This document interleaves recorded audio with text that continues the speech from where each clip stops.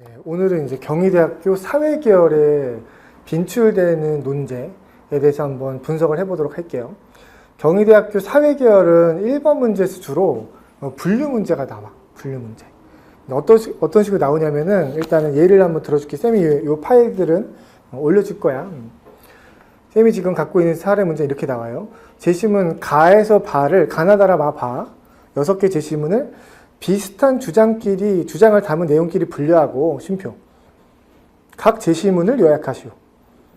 분량은 401자에서 500자 이하. 이렇게 나와요. 다시 한번 보자. 지금 보니까 가에서 바를 비슷한 주장끼리 분류하고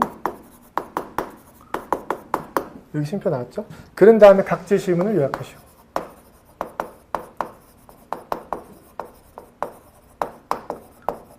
그리고 이제 글자 수는 이제 400에서 500자.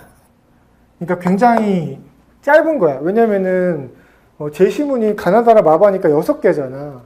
제시문이 6개인데 그냥 요약만 하는 게 아니고 분류라는 걸 이제 또 처리를 해야 되고, 그도 6개를 또 요약 나열을 하는데 제시문은 500자밖에 안 된다? 그러니까 600자라고 하더라도 이제 빡센 건데 500자니까 이게 겁나 빡센 거야.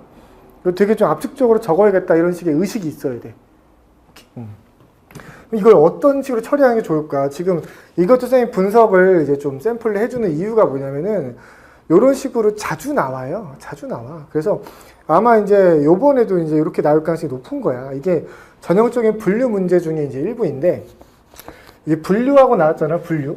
그럼 분류라고 하는 유형이 뭘 요구하는지 한번 간단하게 한번 생각을 해볼게.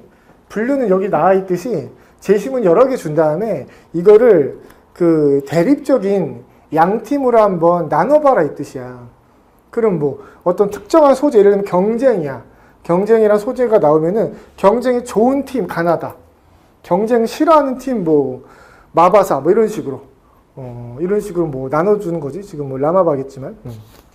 그래서 그렇게 나눠서 각 팀별로 정리를 좀 유기적으로 하되, 지금 여기서는 각 제시문을 요약하라 이제 이런 식으로 나왔어. 그래서 원래 성대에서 이렇게 분류가 나올 때는 각 제시문을 요약하는 것보다는 이 팀 내에서의 유기성에 조금 더 신경 써야 되지만, 경희대는 이제 어쨌든 양 팀만 잘 나눠 놓으면은 나머지는 각 제시문을 이 분류를 고려하는 정도 내에서는 제시문 요약하는 정도를 보여줘도 뭐 괜찮다 그런 뜻으로 들리네.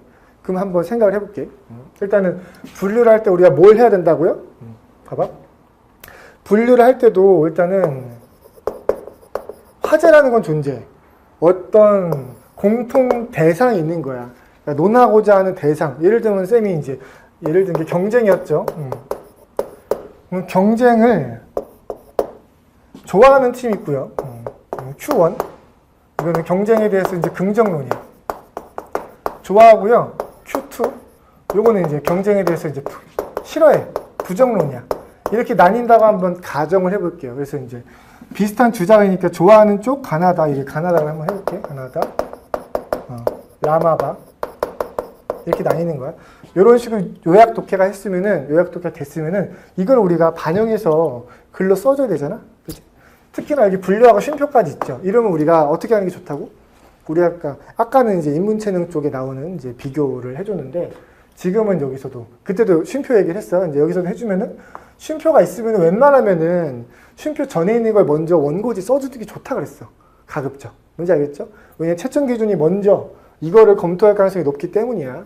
그럼 이걸 우리가 고려한다면은 첫 문단에 들어갈 게 지금 얘라는 소리야. 1문단. 1문단 이런 거지. 제시문들은 어떤 뭐 경쟁이라는 소재에 대해서 다루는데 어떻게 나뉘더라. 그러니까 경쟁에 대한 상반된, 이렇게 긍정, 부정적이라고 나누면 보통 우리가 태도라고도 할 수 있어. 경쟁에 대한 상반된 태도를 보여준다. 라고 하면서 이제 화제가 뭐를 쟁점으로 나뉜다. 여기 첫 문장. 경쟁에 대한 태도. 다양한 태도가 상반된 태도가 나타나는데, 하면서 경쟁을 긍정적으로 여기는 이제 뭐 가나다, 경쟁을 부정적으로 여기는 라마바. 이런 식으로 우리가 두 번째, 세 번째 문장 이렇게 먼저 긍정팀, 부정팀, 혹은 뭐 긍정, 부정 말고 다른 것도 나올 수 있겠죠. 이런 식으로 나눠가지고 어떤 팀, 어떤 주장, 비슷한 주장끼리 하려 했으니까 일단 첫 번째 대표, 누구의 속한 녀석이 누구다, 구성원. 그 다음에 두 번째 대표, 주장의 속한 녀석이 누구다. 요 정도는 얘기를 해주면은 이제 별로 안 까요. 그러니까 뭔가를 누군가 쓰는 게 좋을 텐데 이걸 소개 안 해줘서 좀 불친절하네? 이런 식의 좀 요거를 안 듣고 점수가 안 깔려면은 요 정도가 지금 우리가 채워야 되는 풀 버전이다. 이렇게 생각하면 좋아. 이제. 그래서 우리가 첫 번째 문단에 이렇게 뭐를 경쟁에 대해서 상반된 태도가 나뉘는데 좋아하는 쪽으로 이제 이쪽, 싫어하는 쪽으로 이제 얘네들이 있다. 요 정도 소개 좀 줘요. 근데 여기서 조금만 더 플러스 알파를 좀 이야기해보자는 변별 지점으로 우리가 이렇게 쓰고 난 다음에는 이제 각 제시문 요약할 거야. 근데 어떤 친구들은 이제 제시문 요약이라고 했으니까 이런 거를 하고 난 다음 에라도 정말로 그냥 마이웨이로 그냥 각자의 제시문이 갖고 있는 제각각의 특성 자체를 좀 존중해서 정말 따로따로 노는 경우들이 생겨요. 근데 그건 좋지 않아. 왜냐 아무리 이제 제시문 요약하라고 했지만 실제로는 분류한 내용을 고려해서 요약하는 거잖아. 그지? 그러면 어떤 거를 하면 좋냐면 이런 거야. 그럼 얘는 첫 번째 팀은 경쟁이 좋다라고 하는 게 있잖아. 그럼 이게 공통 주장이라고. 이 공통 주장을 바탕으로 요약한다라고 생각하면 돼. 그럼 이런 식으로 되는 거야. 여기 우리가 분류에 나오는 표준 전개 중에 일부인데요. 이런 거지. 이렇게 할게. 가나다로 해볼게. 가나다. 이게 첫 번째 팀, 이게 두 번째 문단인 거야. 그러면 두 번째 팀은 있잖아. P이면 Q이다가 어떻게 구성되냐면은 경쟁이 얘는 좋다면서 좋다는 식이야. 그러면 경쟁이 좋다라고 공통 주장 있잖아. 그러면 가나다의 역할은 각각을 요약하라고 시켰지만 실제로는 여기 비슷한 주장을 뒷받침하는 맥락으로 요약을 하는 게 최선이지. 그러면은 어떻게 해야 되냐면은 어떤 경쟁이, 그러니까 이런 거지.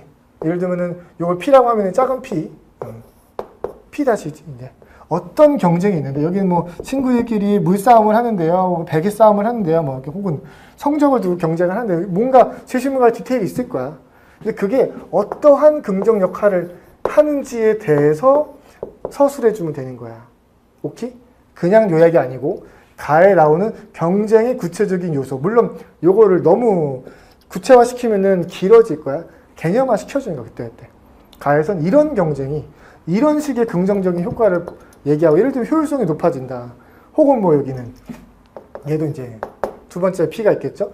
나는 어떤 식의 경쟁이 이런 식의 긍정적인 효과를 또 불러오고, 이것도 내용은 다를 거야, 그렇지? 이거 두 개 디테일한 내용은 다를 거야. 어쨌든 근데 긍정이다. 이 틀은 공유하고 가는 게 유기성도 높고 체계성도 높고 정리도 효율적이야. 그냥 막 가나다를 다 마이웨이로 쓰는 것보다. 무슨 말인지 알겠죠? 그래서 다도 마찬가지야. 얘도 다에도 어떤 식의 경쟁이 나올 거야.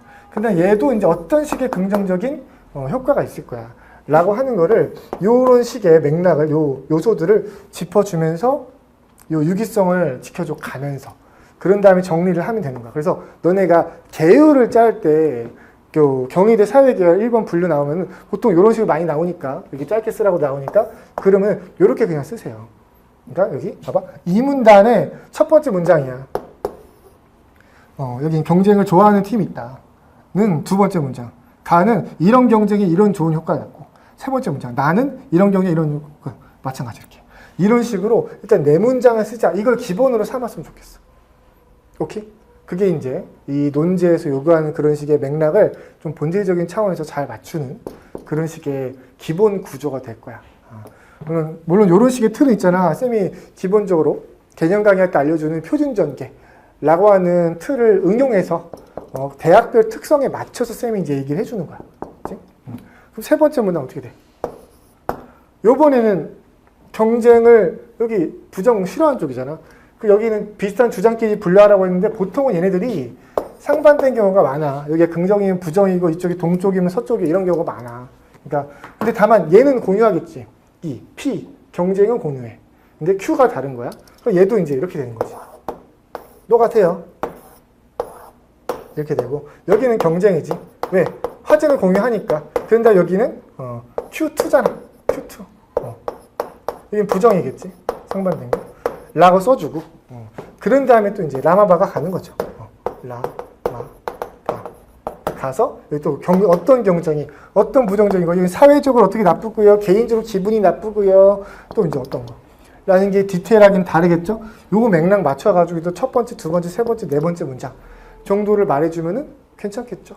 무슨 말인지 알겠지? 그래서 한 문장씩 쓰되 조금 풍성하게만 얘기를 해주면은 충분히 분량도 채우면서 체계적으로 얘를 좀 대응을 할 수 있을 것이다. 그래서 지금 경희대 사회계로 나오는 이런 좀 500자짜리 6개 재심은 분류, 그러니까 재심은 요약하라 라고 나온 요 유형, 이게 거의 비슷하게 나올 가능성이 꽤 있어요. 지금 트렌드가 그러하니까. 그래서 여러분이 요 1문단에서는 여기 한 문장, 두 문장, 세 문장 정도 쓰고 여기 이제 네 문장, 여기 네 문장 요 정도 쓰는 걸 일단 기본 틀로 맞춰서 좀 연습을 하면 좋겠다 이런 생각이 들고요. 마지막으로 이제 변별 지정 하나만 더 얘기를 해주자면은 이런 거야.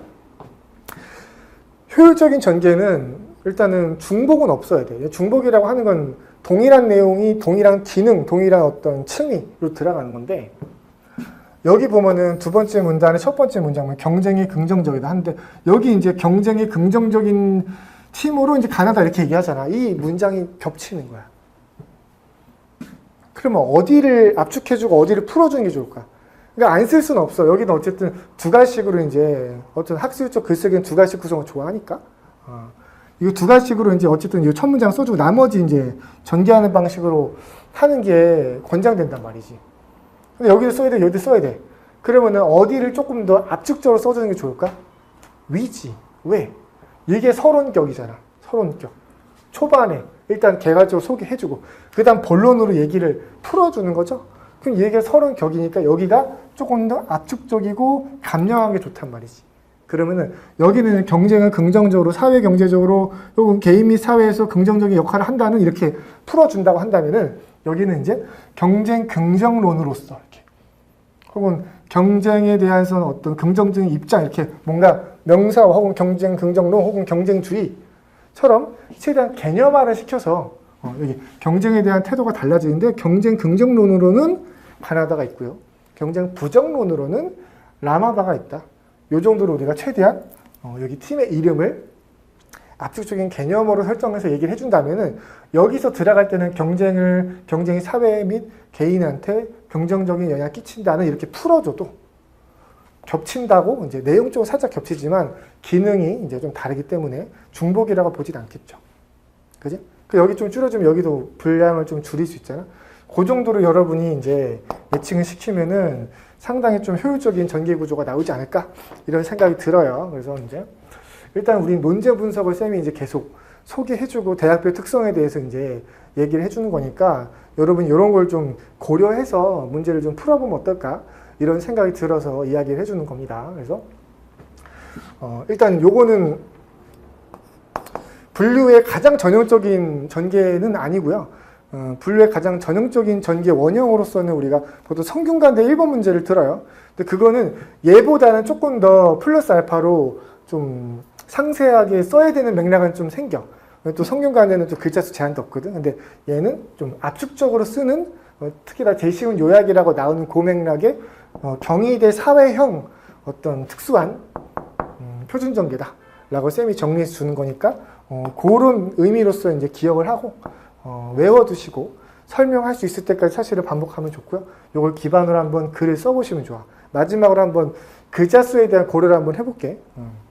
일단은 기본적으로 네 문장이니까 하나, 둘, 셋, 넷, 네 문장. 근데 한 문장을 보통 몇 자로 계산하면 편하냐면요. 짧게 쓴다는 생각으로 50자 정도로 계산하면 좋아.